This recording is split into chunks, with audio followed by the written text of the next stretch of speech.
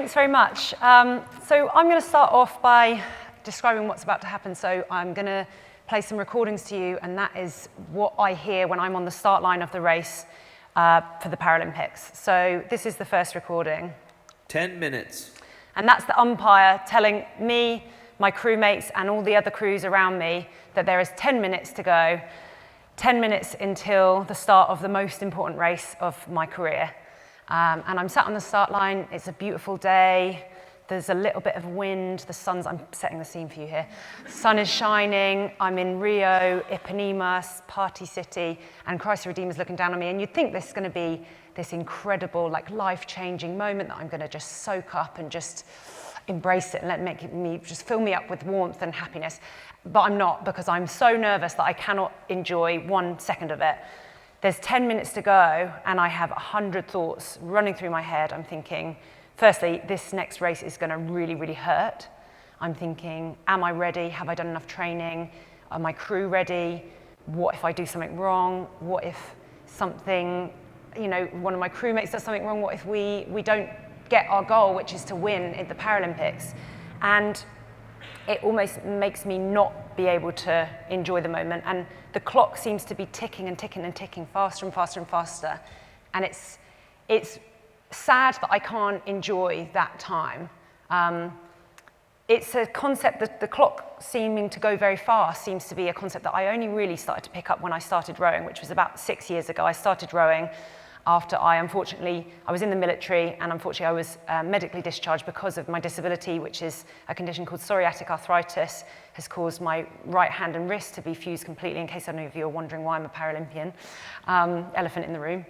And I never really had this concept of time moving really fast until I started training full time. And I'm sure that some of you in the room here, go to the gym, keep fit and healthy, and maybe you're at the gym one day and you're tired, you've been at work all day, but you should be there because exercise is really healthy and it's really good for you and we should all do it. And you're starting your training session, you might be doing 45 minutes on the bike or a spin session or something, and you're getting into it, you're listening to Taylor Swift and you're kind of getting your groove on, sweating a little bit, and you're like, right, cool, this is going well, I must be about halfway through this session, and you look down, you're 6.5 minutes in, and you're like, what? How am I not further through this session? And it's this time warp. It just seems to expand or contract depending on what kind of situation you're in. And I didn't have that concept until I started training full time, which was about 2 years before London 2012. Now, London 2012, I'm sure everyone here can remember how incredible that was. The whole country got behind it. And as a host nation, we just totally bossed the Olympics and Paralympics. Everyone did well. The athletes, the supporters, the volunteers, everyone was incredible. And it was an incredible experience for me. I raced and won this lovely shiny gong.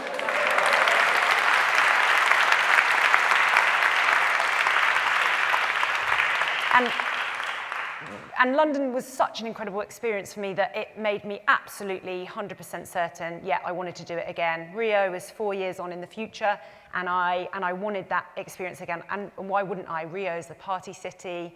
It's, caipirinhas on the beach. Obviously, I didn't partake in any of that because I'm a very strict and dedicated athlete, and my body's a temple. But I definitely wanted to go, and I wanted to experience that again. But with that, I had the obligation to do another 4 years. And we have competitions in the 4 years between the Paralympic Games, but the Paralympic Games is the big one. It's the one that everyone is talking about.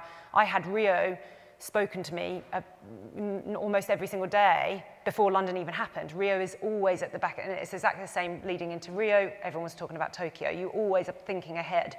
So I started that 4-year process knowing, I've got this goal in the future. It's very, very far away in the future. And 4 years is a long, long time when you're doing the same thing every single day with the same people. It almost felt so far away that it was never, ever going to get here.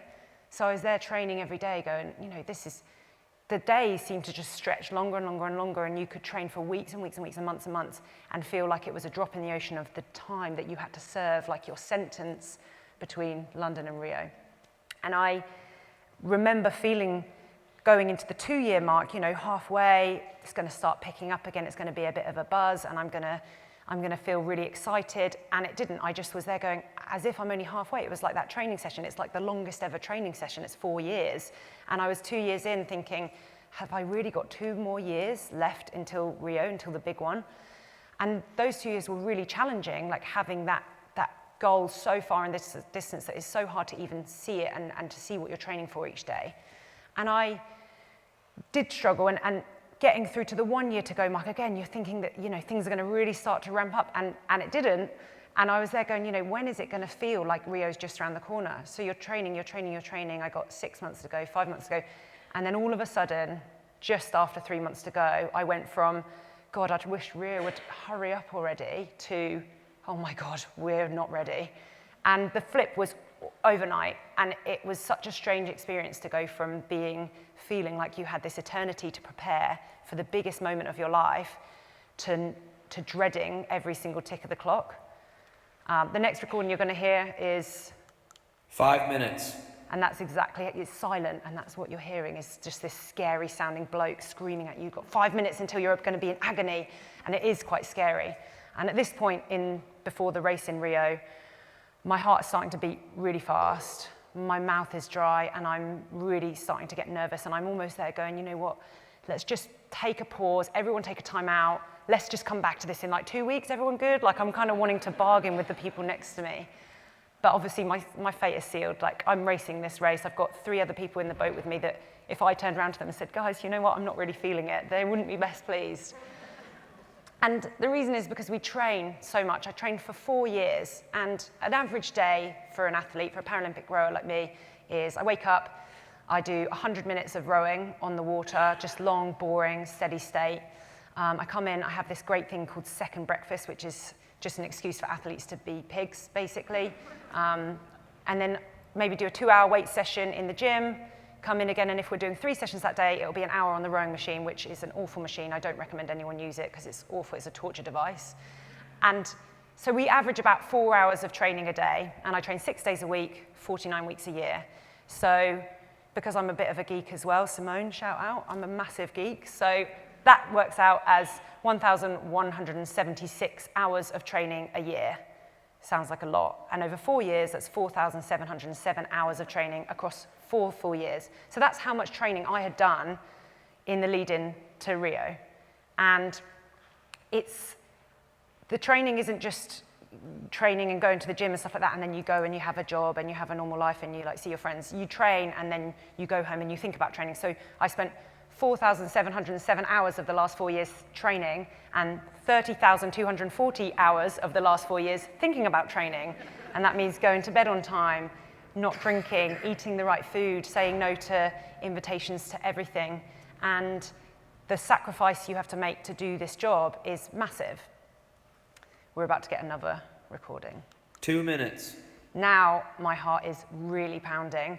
My hands are sweaty so that I'm so scared that I'm going to drop my oar, and everything about me is screaming, why on earth are you doing this to yourself? And it seems so bizarre because I've just told you how many hours I spent training. In fact, it works out that for every second of my final in Rio, for every second of the race, I race over 1 kilometer, our race lasted 3 minutes and 17 seconds. For every second of that race, I had trained for 24 hours, which is a week. So for 1 week's training, that allows me to get 1 second further into the race without blowing my doors off, basically. And you'd expect me to be there going, yeah, confident, you know, I've done all this training. We were fitter, faster, stronger, better prepared. We were rowing better. It's the best crew that I've ever been a part of by far. So why was I so unbelievably, I was like a rabbit caught in headlights. I could not want to be anywhere else in the world. It was an absolute, I was never expecting to feel that unhappy about being in the Paralympic final. You know, I've been training for 4 years to get to that point.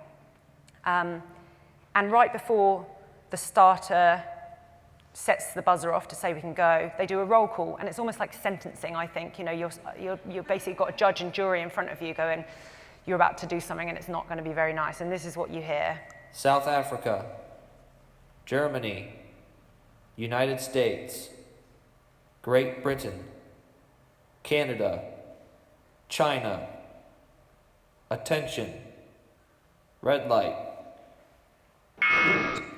And that noise is the buzzer, and it's really loud, it's really scary. That's the moment that all the crews take their first stroke, and it's the moment that we took that first stroke, I was calm. I knew what I was doing. I trained enough to do it. I've told you all about how much we trained. And 3 minutes and 17 seconds later, my logical brain kicked in because I was there going, of course we won. Like, of course. We raced in Rio. We beat the other crews by 2 seconds.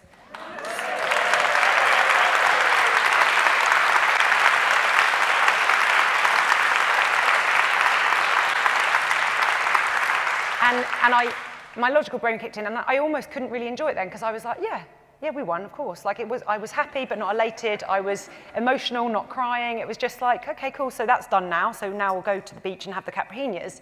And it was one of those moments that I wish now, on hindsight, I remember that I wish I knew that not to wish away that time I had, because if you wish away the time that you're spending right now and wish the future would be coming at you sooner, then you get to the future and all of a sudden you're there going, whoa, whoa, whoa, it's coming too fast, it's coming too fast. And that's the lessons that I have learned from Rio, and I hope that I've shared with you today.